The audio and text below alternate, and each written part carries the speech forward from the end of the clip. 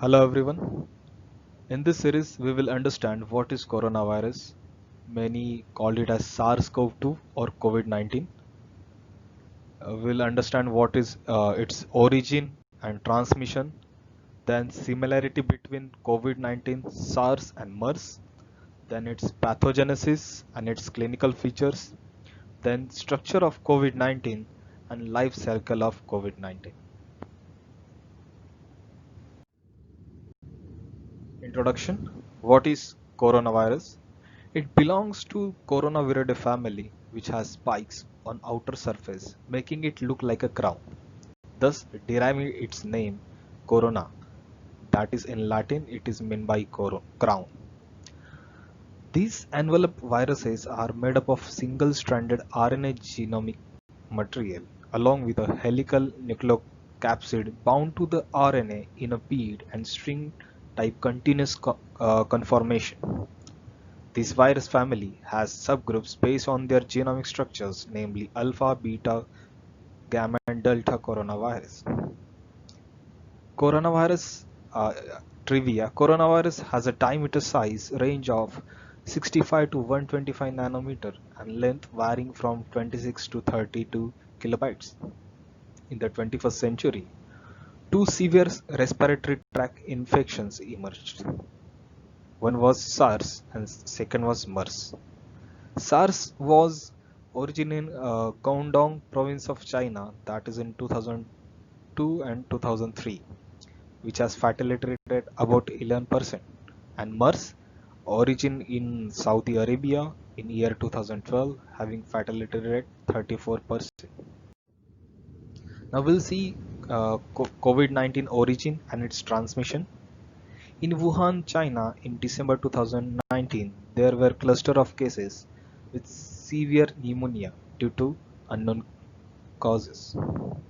Most of the cases were identified to have common exposure to the Hunan seafood market, which was involved in selling dead seafood animals and trading of live animals.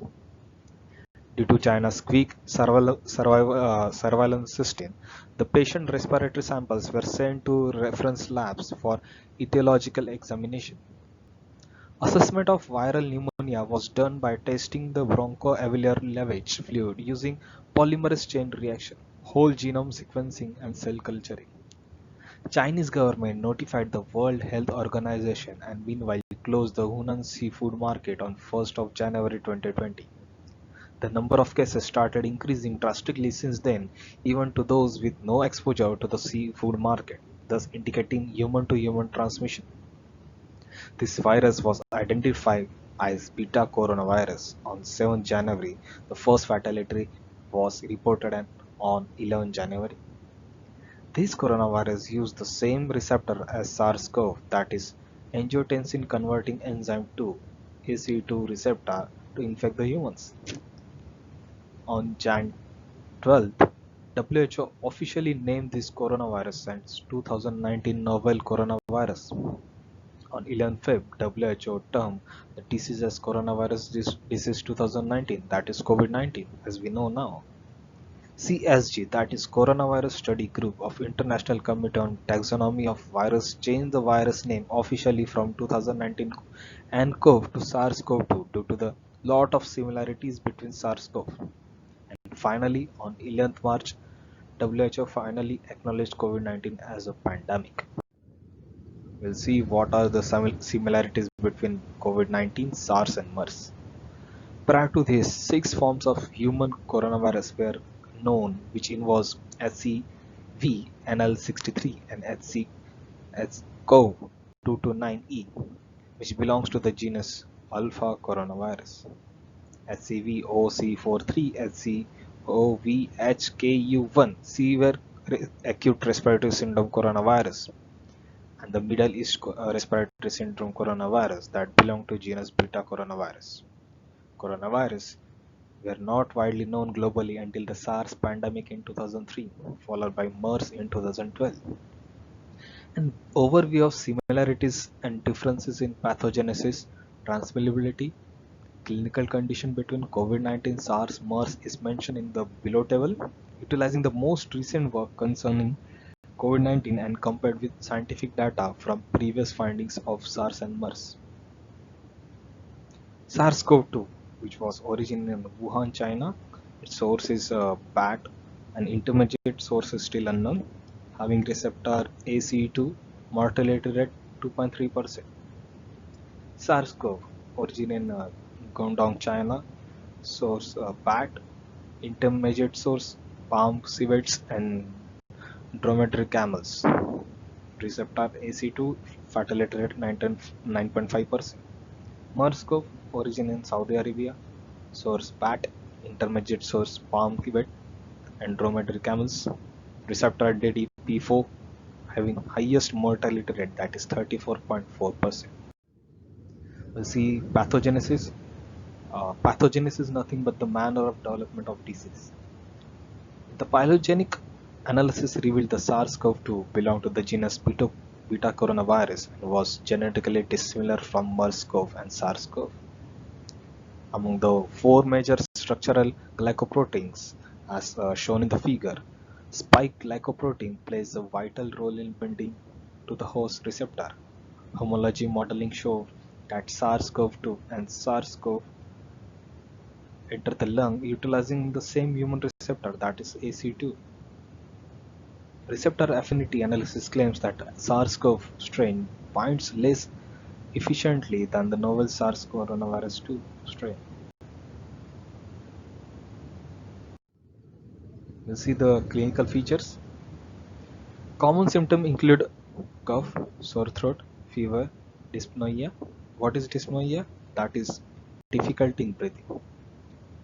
Research laboratory results do not vary significantly in patients infected with COVID-19 than those diagnosed with other coronavirus infection, the most common being lymphopenia together with low platelet amount and lower levels of albumin.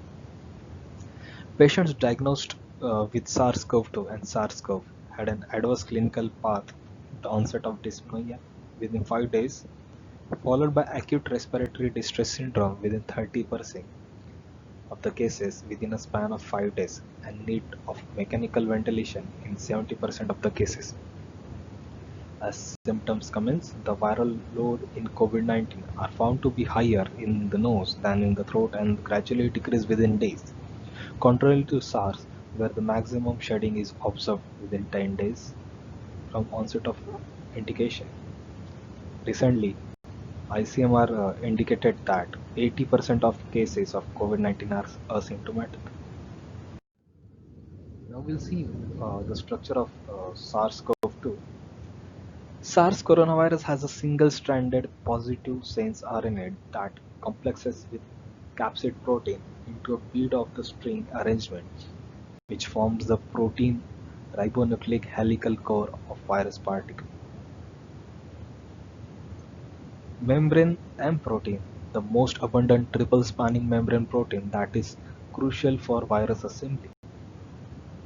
Then envelope E protein, the smallest among the other foremost structural proteins, predominantly localized in vesicle trafficking organelles such as Golgi and ER-Golgi interface, thus play a central role in maturation and budding.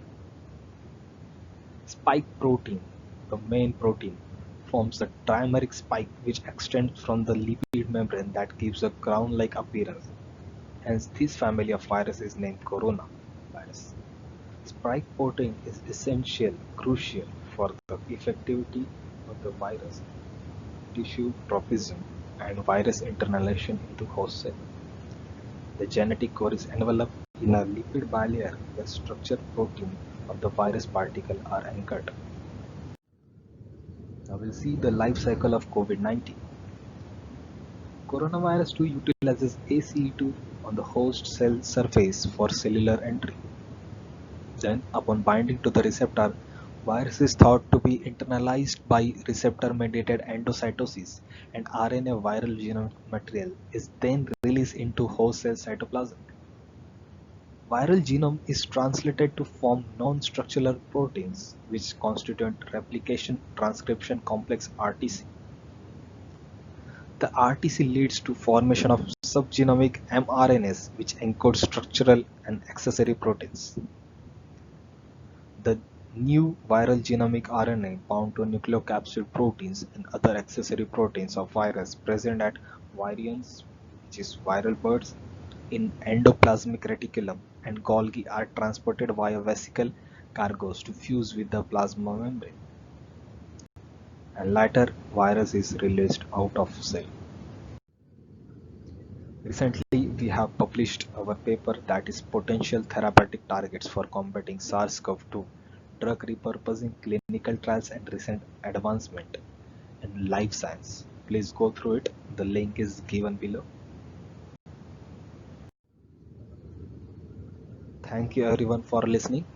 Do like and share this video. And do not forget to subscribe my YouTube channel for more knowledgeable videos like this. Thank you.